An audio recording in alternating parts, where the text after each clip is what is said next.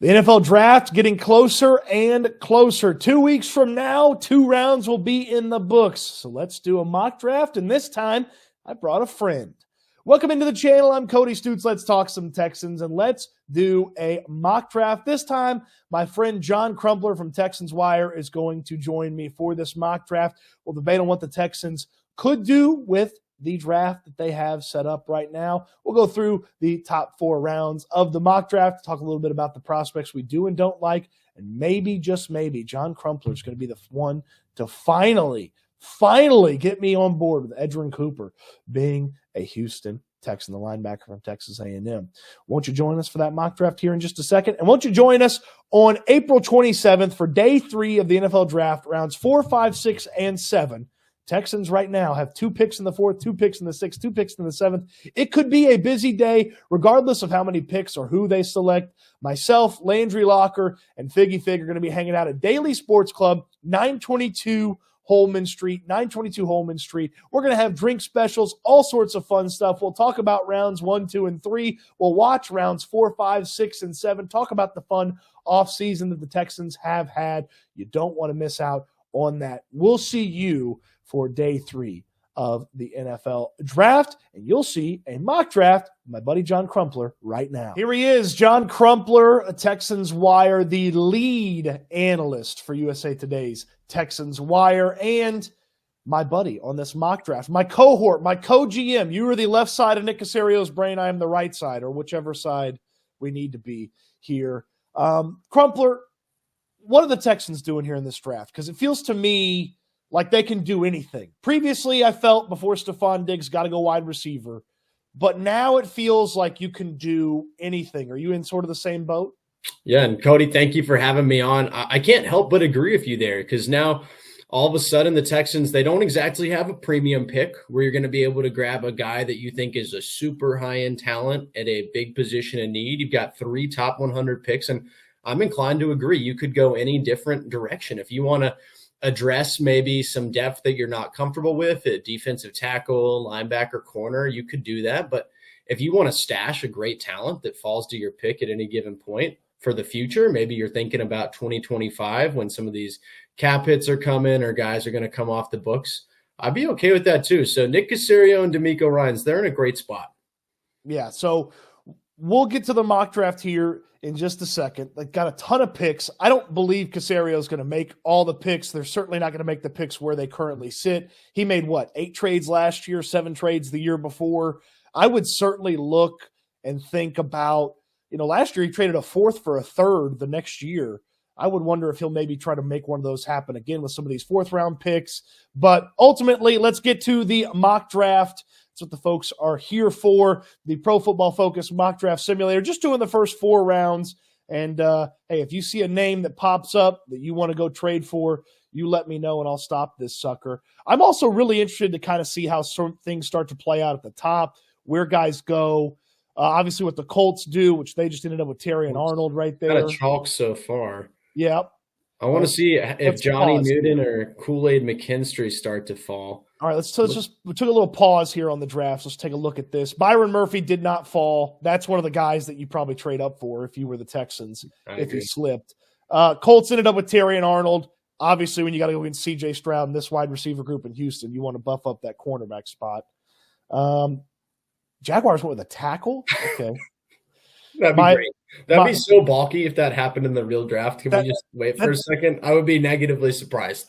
Not even the best tackle either. Like that's very Jaguars. My favorite player in the draft, Quinion Mitchell, was way early to the Vikings. So all right, so nothing that we want to trade up for yet. We don't want to make any moves. I just think it'll be so expensive to get to 25. Yeah. All right, let's just let this thing keep playing out. Cooper DeJean, Adonai Mitchell. There goes McKinstry and Newton. Do we want to stop here? Oh, okay. Johnny Newton's off the board. Did they both come off? Yeah. Drazan, Johnny Newton, and Kool-Aid McKinstry back to back. That would still be an expensive trade up, though. Getting up to this, for sure. I mean, you're talking about future picks and probably, probably both of those seconds, I would think. Cody, do you think that both those guys go in the first round in the real draft, though? Yes, I do. I do believe that McKinstry's going to go in the first round.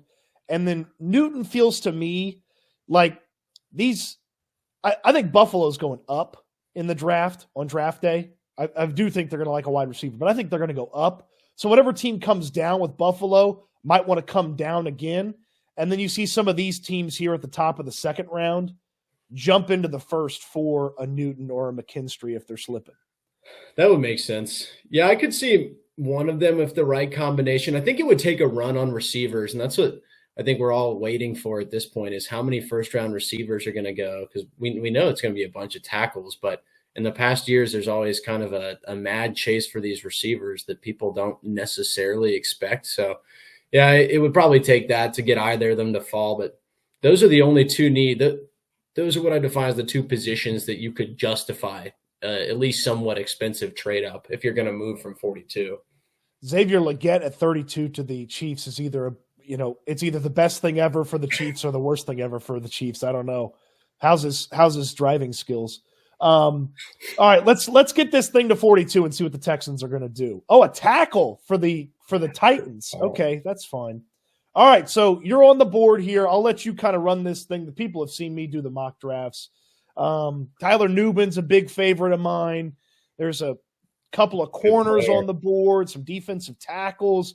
What are you feeling here? What's the vibe here now that you're kind of seeing the board shake out the way it is? I mean, I like a lot of different players here. Of course, if we scroll back up, so I will say, I know some people really like Rakestraw. I'm probably not taking a cornerback at 42 if you can't get one of the top 5 corners. Cody, I don't know how you feel about that. Yeah. But for me, if you're looking at this team's all in, I'm not super comfortable that any of those guys are coming in and doing something that Jeff Okudah can't do with how it looks like they're going to be playing press, playing man.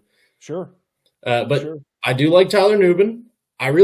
So this is funny because he is a corner, but Sandstrom fits more into this nickel, like he's your hybrid defensive back, someone who's going to be able to be like that hook curl flat defender and make an impact in the run game.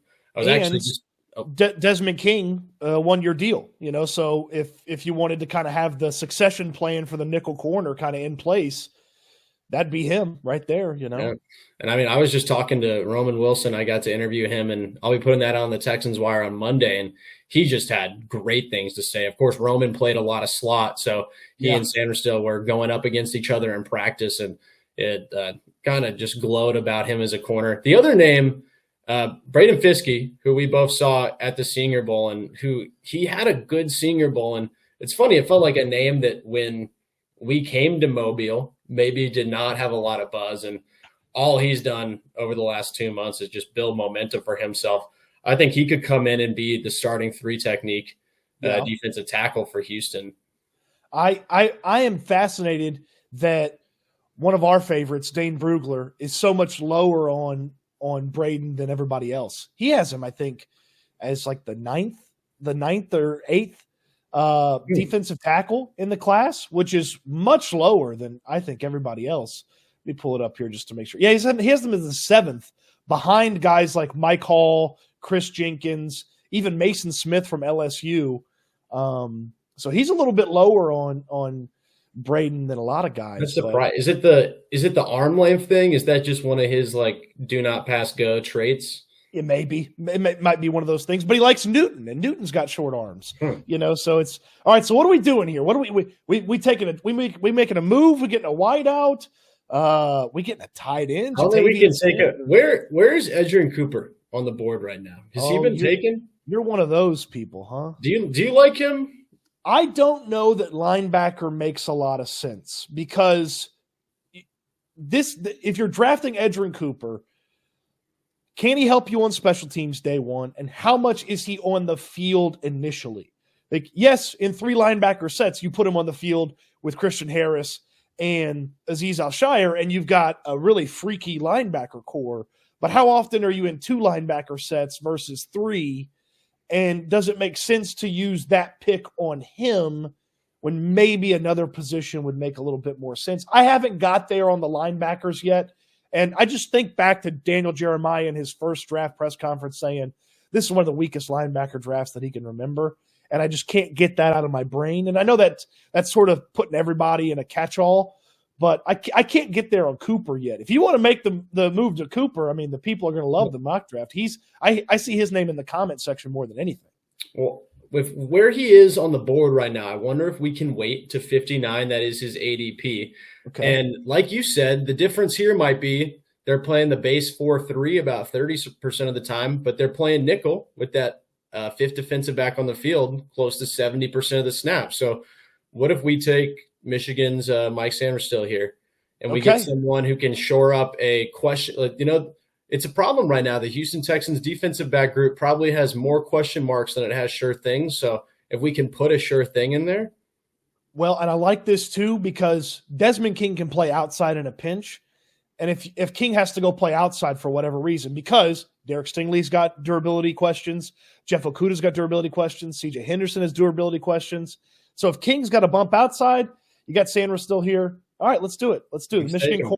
All right. So a couple corners come off the board, couple quarterbacks. There goes Fisk. Yep.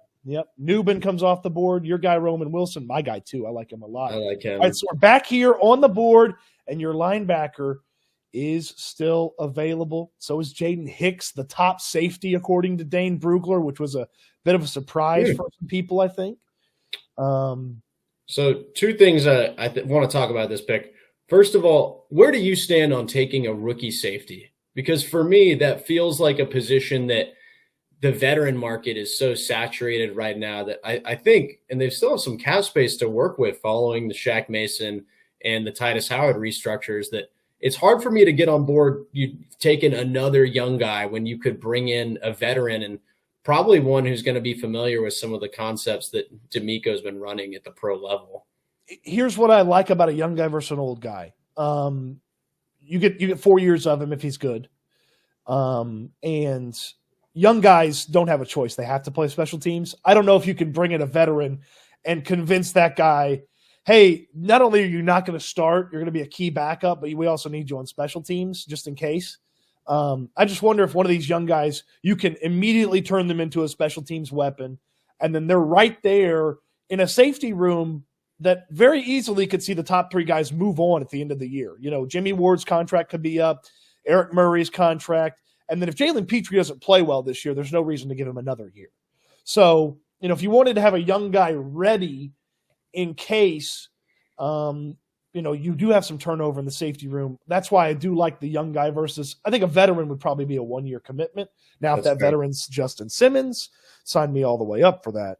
But, yeah, there's definitely some pros and cons to a rookie safety. Right. Otherwise, it's probably a 1-year fix with most of the market if it's not Simmons. And I would push for safety, but really my guy at safety, it's unfortunate. I'm just looking at the board right there. Javon Bullard, who we both loved at the Senior Bowl and someone who the Texans met with this week.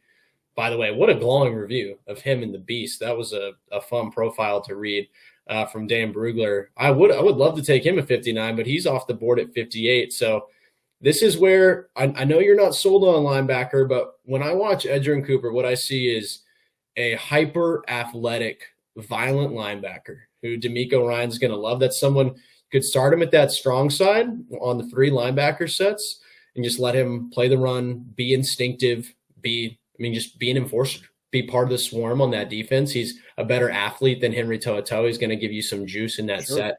But Cooper, by week 8, week 9, start letting him use that athleticism and coverage. I think he eventually, him and Alshare, maybe they start to split snaps at the mic there. And this is a guy that year 2 has the athletic profile that I think Cooper, under the guidance of a D'Amico Ryans, could be your middle linebacker of the future. And if you can get him at 59, it's kind of a luxury, but this is what we talked about at the beginning of the show, that they're in a spot that they can take guys that aren't necessarily just for 2024 impact. It could be, and that's kind of a thought with multiple top 100 picks.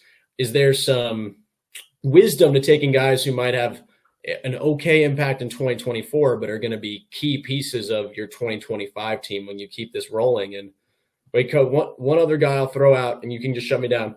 Would you consider Jonathan Brooks here? I wouldn't. Okay. And the reason is look, Dameon Pierce is you're hoping for a bounce back from Dameon Pierce, be running back 2 this year. you can't bet on that. So the plan behind Joe Mixon needs to be a more solidified plan. I know Brooks has been telling anybody that'll listen he's ready to go July 1st. I don't believe that.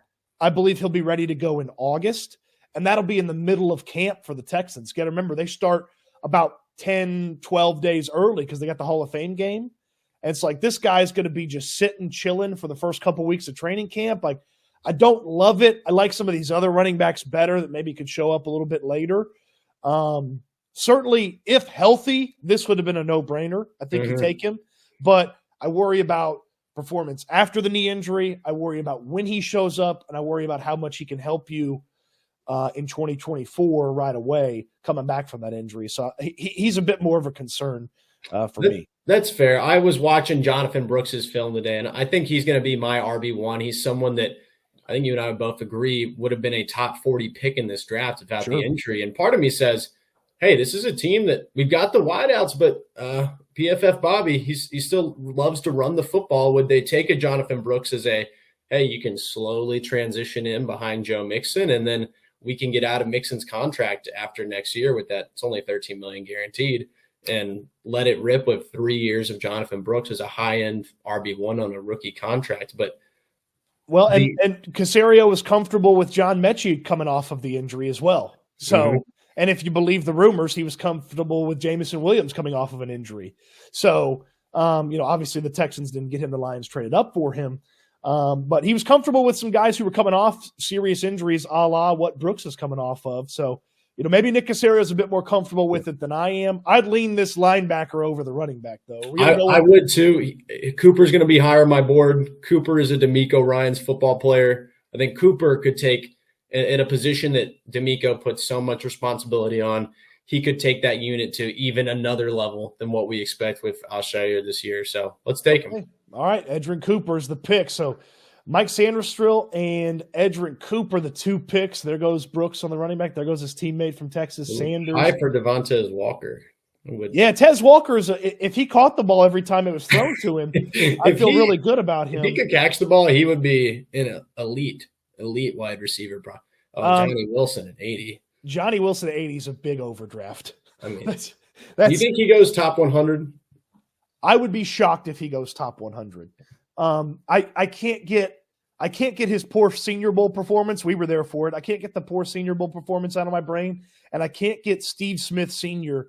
saying that he can't walk and chew gum at the same time out of my brain either. That's so mean. But I didn't even watch. I mean, I watched Johnny by virtue of watching Keon Coleman, and it doesn't matter if you're 6'5", you're going to play like that. So what do we got on the board at pick 86? I'll tell you this, a couple of names that are interesting came off the board here. Javon Baker, who met with the Texans at the Combine, he came off the board here. Jalen Wright would have been an interesting one at 86. Jamari Thrash is another name that met with the Texans at the Combine. And then Renardo Green is a fan favorite. A lot of people think he's going to solve some issues for the Texans if they get him. They cannot get him right now, though, because we are at 86. All right, so here's what the board looks like. Blake Corum, I don't see it before round 4, but I see it after round 4 for some folks. Andrew Phillips, Bucky Irving, the Texans met with him at the Combine. Malachi Corley, that was a guy that we watched a bunch at the Senior Bowl. Trey Benson's a fan favorite. Cameron Kinchins is a fan favorite. We drafted a linebacker already. I would have liked Trotter, but we took Cooper. A couple of interior offensive linemen. I'm not in love with drafting an interior offensive lineman this early. The second, fourth round pick maybe. Some safeties. DTD is TNT. That's what I've been saying for weeks now. Bullock's a fun player. Is my guy Cole Bishop still hanging out around here? Wow, they got him way lower. They got Michael Hall still available in the third here. Yeah, Michael Hall Jr., the defensive tackle from Ohio State. Is that your move? Did you see a guy that you're shocked he's on the board? That's just not someone that I think will make it outside of the top 62 in the real draft. I think when you find defensive linemen who can play the run like that, but also offer that pass rushing upside from the interior, Michael Hall is a very attractive option there, but I'd be amiss if we scroll back up. Trey Benson is going to be my RB2 in the class. I think he's a very sound runner. I think he would be good in this scheme.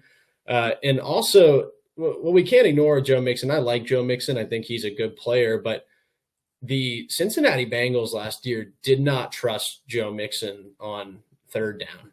They had a tight end in the backfield to block late into the season because they weren't going to let Mixon do it. And also, this is someone whose efficiency has been going down. So whether it's for third down purposes, which Benson doesn't profile as a pure pass blocker, but if you want to get ahead of a player who might be losing some tools from his toolbox eventually of Mixon, I think Trey Benson's value at 86 is really strong here. I do like Corley, but it just feels like such a luxury when you've got Stephon Diggs, Tank Dell, and Nico Collins, which is it would be fun, and you could do some gadgety stuff with him too. It just, like you said, there's throwing investment in other needs that maybe makes a lot more sense. So is it between Benson and Hall? I think so. Those are probably my two guys there. You've gone defense. Do you want to go offense on this one?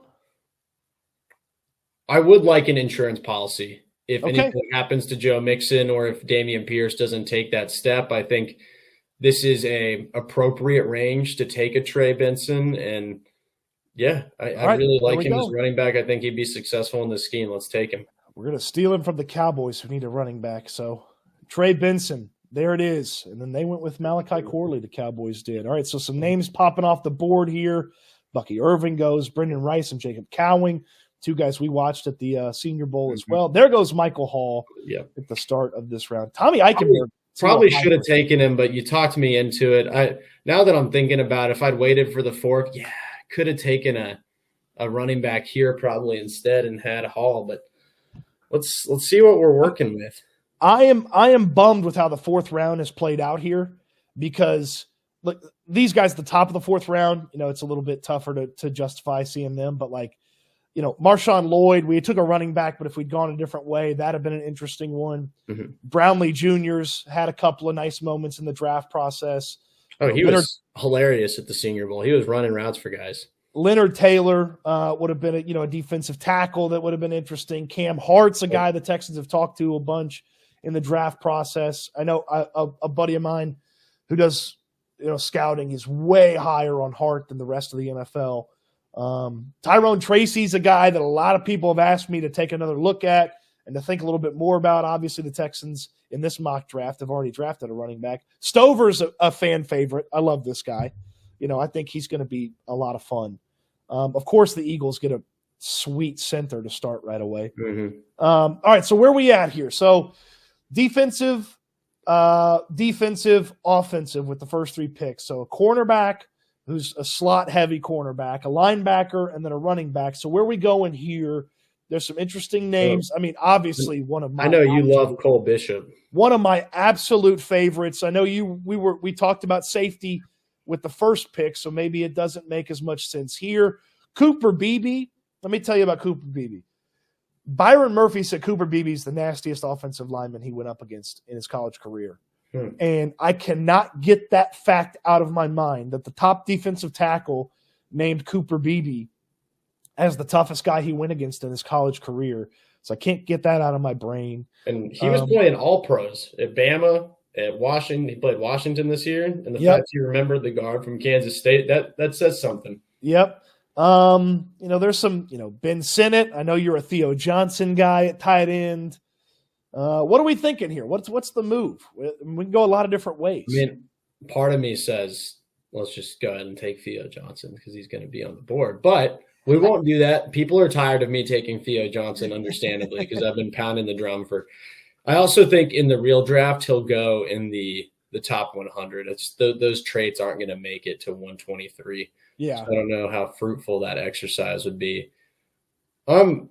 If we go back up to Cole Bishop, that is a name that I think would make a lot of sense here. Good value is someone who can come in, be a coverage safety for Houston and also develop, like you said, just in case there could be a lot of turnover going into next year. If Murray's off the roster, if Ward's off the roster, Petrie, a lot of deals setting to expire. I like Bishop a lot. He's a weapon against tight ends right away. Is that what we're going to do here? I mean, we're going to be back on the clock here. Yeah, let's take him. All right, so Cole Bishop, one of my draft crushes off the board. and then right back on the clock here. I mean, offensive line injuries and stuff that the Texans dealt with last year, a question mark about what Kenyon Green is, what's Patterson coming back from the injury. If there was a tackle I loved, maybe a swing tackle would make sense here. I was going to say the depth at tackle feels more concerning than the interior depth because Kendrick Green showed some nice things. Jarrett Patterson had a very nice rookie campaign. Let's see. This is where the rankings probably splinter for everybody. Mm-hmm. You know, guys that are here in the 120s are 200 guys for other people. Guys that are in the 200s are 120, 140 guys for other people. You seeing anything that's just jumping off the page for you? We liked Wingo at the Senior Bowl. Yeah, he wouldn't be terrible. Okay. Here. What's the tight end group that's left? We could see it. Good question here. Let's filter by tight ends and see. So it's really, you know, Ben Sinnott, Theo Johnson, and then Jaheim Bell's getting a lot of love because of the athleticism. He's one of the more athletic tight ends with the, you know, the RAS score and stuff like that. And that's kind of like a big thing in the past couple of years is like to be successful at tight end, you've got to have a lot of athleticism. He's a little bit shorter than some of the other guys. If we're going tight end, I think you got to pick between these two guys. And I agree. And should we take Sinnott just to mix it up? I mean, I like Sinnott. I know you like him too. I like Sinnott because his floor to me is higher if he hits it than what Theo Johnson's floor is. Obviously, Theo Johnson, if he hits, like he's a really, really good tight end. And I like Sinnott because he can block enough and catch enough that he fits like that third tight end spot. Because really what you're doing here, if you draft Sinnott or Johnson, is you're replacing Tegan Quateriano. Yes. Because of the injuries, the inconsistency. So that's what you're replacing if you draft a tight end. And I think Sinnott with a little bit of blocking, he's not great at it, but he's not bad. And then a little bit of catching and receiving. I think there's something there to Sinnott that you could draw out over a couple of years and turn him into a really nice compliment.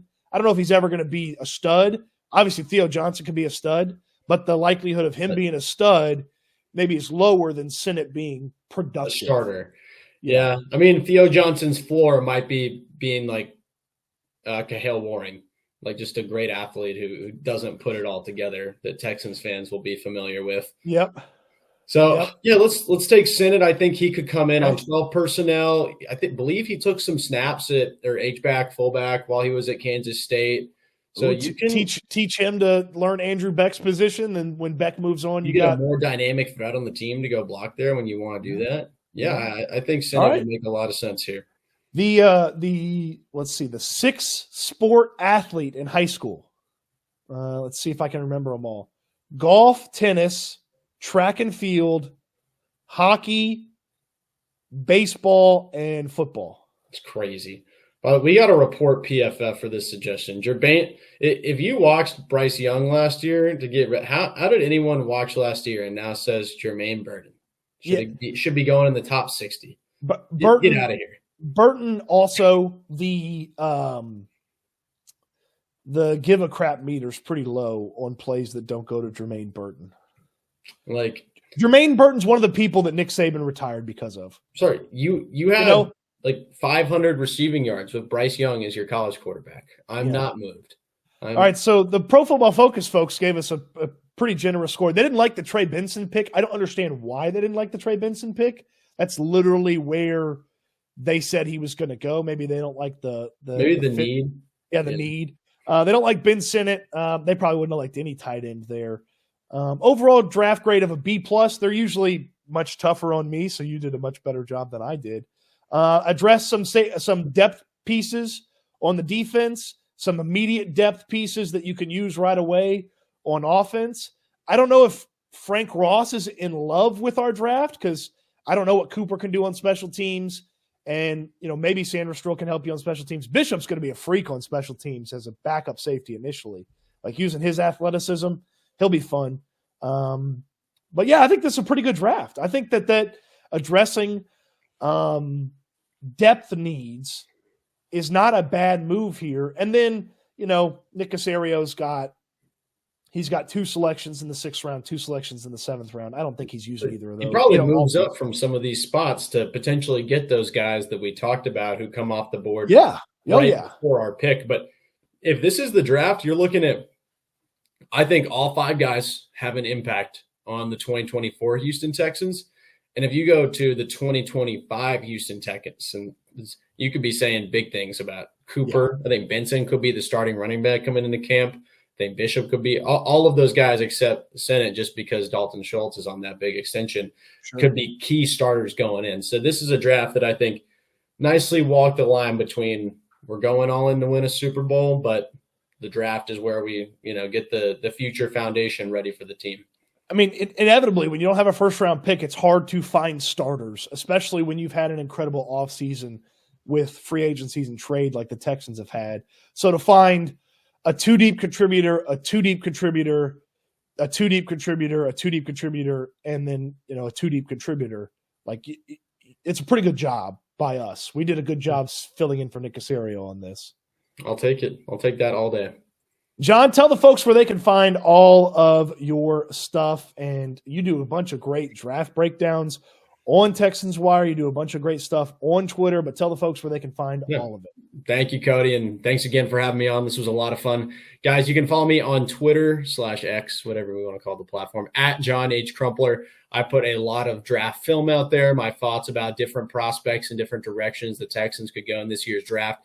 And then all of my write-ups, do a series called Texas and O's is my new thing, where I've been putting the film and giving some voice to that and some thoughts. And you can find all of that on the Texans Wire. That's texanswire.usatoday.com. If you check in on Monday, I just had a great conversation with Roman Wilson. We were able to talk about Mike Sainristil, but also his overlap with Nico Collins, what it would be like to play with CJ Stroud, and some lessons learned from Jim Harbaugh. So check in on Monday. I'm excited about that article. John, you're one of the best, man. I had a blast watching the Senior Bowl with you. It's fun watching all the draft conversation. I love talking about the draft. Thank you, man. We'll have to do a recap of the actual draft after it's all said and done in the books. Oh, yes. All right, good stuff from John Crumpler. Not as contentious as Kiper and McShay were back in the day. I should have hit Crumpler with a John.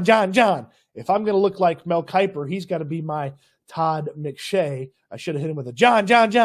But I didn't.